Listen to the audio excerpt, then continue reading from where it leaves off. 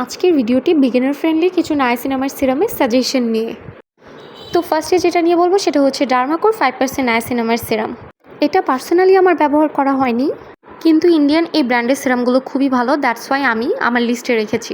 Beauty of চুসিয়ানের এই glow সিরামটা আমি উইন্টারে ব্যবহার করেছিলাম আর আমার কাছে খারাপ লাগেনি, হাইড্রেশন প্রপার দিয়েছিল। তবে বেশি এক্সপেকটেশন রাখবেন না একদমই।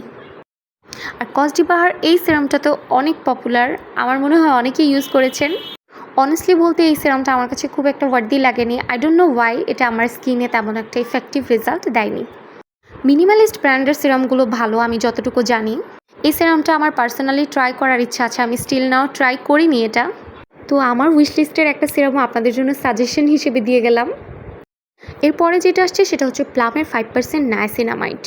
প্লামের এই 5% নায়াসিনামাইডটা ওদের 10% রেঞ্জের চেয়েও আমার স্কিনে খুবই ভালো কাজ করেছে। ওদের 10% সিরামটা অনেক হাইপটে, বাট আমার কাছে মনে হয়েছে যে বিগিনারদের জন্য 5%-এর এই সিরামটাও কিন্তু খুবই ভালো কাজ করে। নেক্সট ইজ ডিকনস্ট্রাক্টের ক্লিয়ারিং সিরাম। আর এটার ডিটেলস রিভিউ কিন্তু কিছুদিন আগেই শেয়ার করেছি, আপনারা সবাই জানেন এটা আমার রিসেন্ট ফেভারিট একটা 5%-এর নায়াসিনামাইড সিরাম। 5% হলেও কাজ কিন্তু চমৎকার করে। নেক্সটই হচ্ছে কোরিয়ান এক্সিস ওয়াইয়ের ডার্ক স্পট সিরাম। আর আপনারা সবাই জানেন এই সিরামটা ব্যবহারের পরে আমার বাজেভাবে ব্রেকআউট হয়েছিল।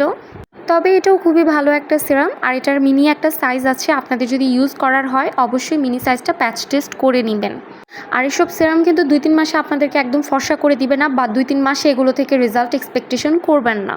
লং টাইম ব্যবহারেই কিন্তু নায়াসিনামাইডের প্রপার একটা রেজাল্ট আপনি আপনার স্কিনে ভিজিবলি দেখতে পাবেন। আর আজকের ভিডিওটি যদি আপনাদের জন্য একটু হেল্পফুল হয়ে থাকে, ভালো লেগে থাকে, আপনাদের কমেন্ট সেকশনে অবশ্যই জানাবেন। আর অবশ্যই ভিডিওটি শেয়ার করে দিবেন।